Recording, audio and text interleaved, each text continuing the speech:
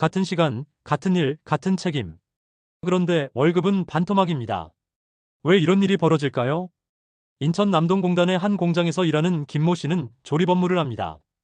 인근 대기업 공장에서 일하는 사람과 똑같은 제품을 만들지만 그의 월급은 대기업 직원의 절반 수준에 불과합니다. 심지어 식사, 휴게 시간, 작업 강도까지 비슷합니다. 김 씨는 말합니다. 똑같이 땀 흘리는데 왜 우리는 이렇게 대우를 못 받죠? 또 다른 근로 현장입니다. 경기도 시흥에서 일하는 박모 씨는 자동차 부품을 조립합니다. 옆 공장에서 일하는 현대차 하청 근로자와 업무 내용이 거의 동일하지만 박 씨는 월 210만 원을 받는 반면 상대 근로자는 380만 원 이상을 받는다고 합니다. 박 씨는 말합니다. 우리는 같은 조립을 하지만 소속이 다르다는 이유로 회사 식당도 못 씁니다.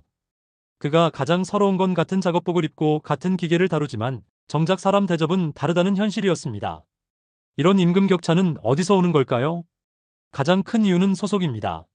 대기업 정규직은 복지, 수당, 승진 기회까지 보장되지만 중소기업, 협력업체, 용역직은 대부분 비정규직 또는 하청직으로 분류돼 낮은 급여 체계를 적용받습니다. 또한 단가 후려치기라고 불리는 구조도 원인입니다. 대기업이 협력업체의 납품 단가를 낮추면 협력업체는 자연스럽게 인건비를 줄이게 됩니다. 결국 피해는 현장 노동자에게 돌아가는 거죠. 통계청 자료에 따르면 300인 이상 대기업 근로자의 월 평균 소득은 약 600만 원. 반면 5인 미만 사업장은 평균 250만 원 수준입니다. 같은 업종, 유사 직무인데도 최대 2.4배의 임금 격차가 발생하는 셈입니다. 특히 청년층 여성 비정규직에서 이 격차는 더 심화됩니다. 이런 격차는 단순히 돈의 문제가 아닙니다. 우리는 어차피 대접 못 받는다는 상대적 박탈감, 낮은 임금에 따른 결혼 포기, 출산 기피, 그리고 이직 반복과 고용 불안으로 이어지며 사회 전반의 생산성과 신뢰를 무너뜨립니다.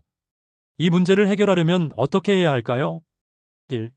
직무 중심 임금 체계 도입. 어떤 일을 하느냐에 따라 임금을 책정. 2. 하도급 공정거래 강화. 대기업과 협력업체 간 계약 투명화. 3. 임금 공시제 확대. 기업별 직무별 임금 정보 공개로 불공정 개선. 4. 정부의 감독과 지원 강화. 중소기업 인건비 보전 정책 확대. 여러분은 어떻게 생각하시나요? 같은 일을 하고도 이렇게 차별받는 구조, 과연 공정한가요? 댓글로 여러분의 생각을 남겨주세요. 공감하셨다면 좋아요와 구독도 부탁드립니다.